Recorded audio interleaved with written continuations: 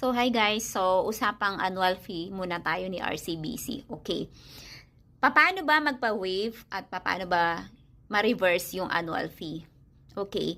So, once na-receive mo yung annual fee mo doon sa apps mo, nag-appear na doon sa apps mo, tatawag ka lang sa customer service representative ng RCBC. So, ako, natanggap ko na yung annual fee ko.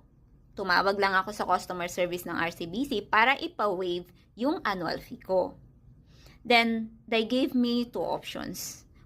First option, spending requirement na 20,000 within 60 days. Then, second option, kailangan kong mag-loan ng 50,000. So, may nagtatanong dun sa comment section dun sa YouTube ko kung saan daw ba yung mas magandang piliin. Alam nyo guys kung ano yung pinili ko? Tinanong ko na lang si RCBC Customer Service kung saan ba pasok yung UnliPay. Kasi mahilig ako mag-UnliPay. So, yun pala, yung UnliPay, pasok siya doon sa spending requirement. Kaya yun yung pipiliin ko. Yung UnliPay. Kasi good as cash yun, diba? So, pag nag-UnliPay ka, itatransfer mo lang sa GCash or bank account. Kaya good as cash siya. Hindi ka pa may stress kung saan mo gagamitin, kung ano yung bibilhin mo, kung ano pagagamitan mo ng pera.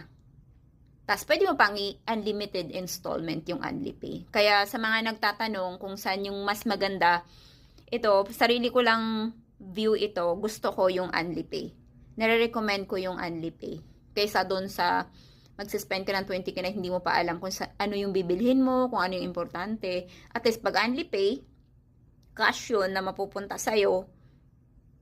At least hindi ka mapipresyo na ano ba yung bibilhin ko. Kasi minsan mabili mo na lang kahit hindi importante dahil naghahabol ka lang na ma-reverse or ma-waive yung annual fee mo. So guys, sa mga nagtatanong, UnliPay yung sa akin. So para sa akin yun yung best. Ewan ko sa inyo kung ano yung gusto nyo. Basta't ako, yun yung recommended ko. Yung recommendation ko. So yun, UnliPay is the best for me. Para magpa-reverse or magpa-waive ng annual fee. So doon na kayo kapag nalilito kayo, doon na lang. Mag-UnliPay na lang kayo kasi unlimited installment naman. So yun, sa mga nagtatanong at mga nag-iisip pa kung ano yung pipiliin. Go na lang kayo sa UnliPay.